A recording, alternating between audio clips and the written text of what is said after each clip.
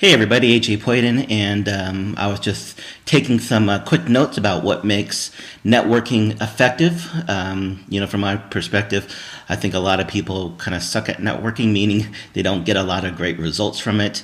So I'm going to give you some tips and strategies that I use to make sure that my networking is really good. So when I say networking, I mean you're going to a big event with a lot of people, perhaps even better yet, a multi-day event where you're going to see people and you are introducing yourself to people and people are introducing yourself to them. So that kind of networking. So here's my strategies. Strategy number one is do pre-work, your pre-homework to it. There's a lot of things you need to be doing.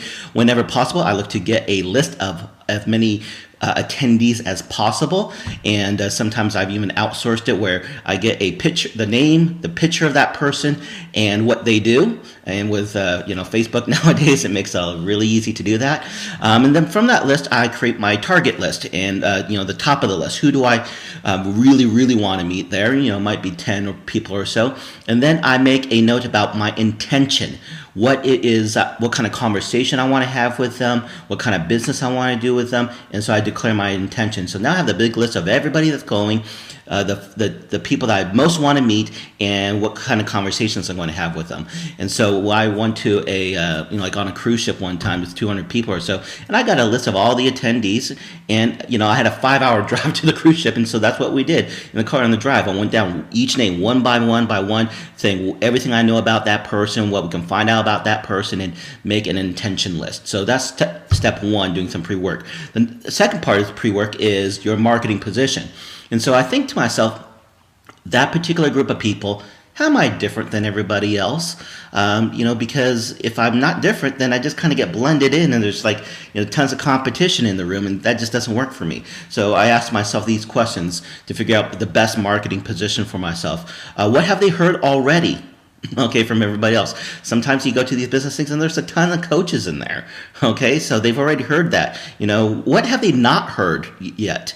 And then how can I complement my service, complement what a lot of the people there might be? So if I go into a place and there's a lot of coaches, all of a sudden I become a hypnotist. So I'm not a coach, I'm a hypnotist. And if there's other hypnotists, I may even be the business hypnotist. So instead of, stop smoking, losing weight, I'm going to deal with entrepreneurial issues. And if you're a coach, I'm no longer competition for you. In fact, I can help you retain a client, because if your client's self-sabotaging themselves, well, send them to me and I'll send them right back. All right. And so now I can become a strategic alliance with the people in the room. But I may not have had thought this prior to my homework. So do my homework. I think about that marketing position. When I get a real good, clear communication about who I am and how I'm going to service the people differently in that room, all of a sudden it just gives me great strength and belief in what I do, when I have to offer, and I network and I introduce myself more powerfully. So step number two is really work on that marketing position. I'm going to put these notes down below so you can look and get reminders if you haven't been taking notes on this. So number three is prepare. How am I actually going to introduce myself? And so quite often in these environments, we're going to be introducing ourselves with a business card, and depending on the type of business you are, if you are a we buy houses type of person, the customer doesn't really necessarily care who you are. And yet if you're a coach or a consultant or a hypnotist or something like that, it's about doing a relationship with the person. So I highly recommend that you have a picture on your business card, because I got lots of business cards and I don't quite remember who ABC company is, and yet I remember the face in the conversation. So people are buying because of the relationship I have with them, and so pictures are really good. This particular card is an open, and it has a call to action. Go to clearpathtowealth.com for something, and I will go as far as creating a different business card for every networking event that I go to.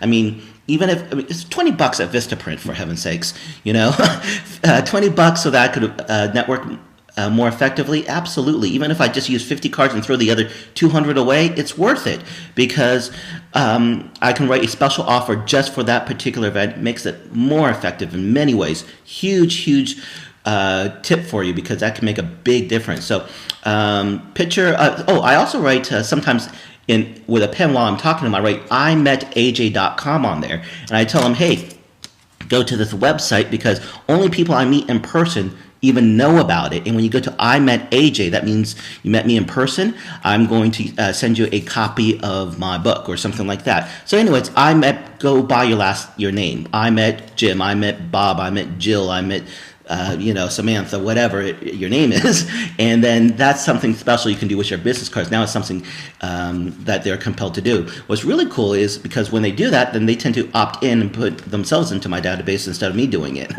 So that's that, and then also thinking of that marketing position, creating an elevator speech around that. Creating an elevator speech is a whole nother video, so we'll talk about that later. So step one, create your list, top list, target list, intention. Step number two, marketing position. What have they heard already? What have they not heard? How are you different?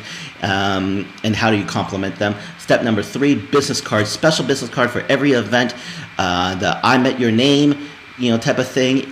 Make sure there's a call to action on your business card and practice your elevator speech. So fourth tip, and this is the most important one, and that is follow up. Don't just collect a bunch of cards. When I have a card, I put it into my system.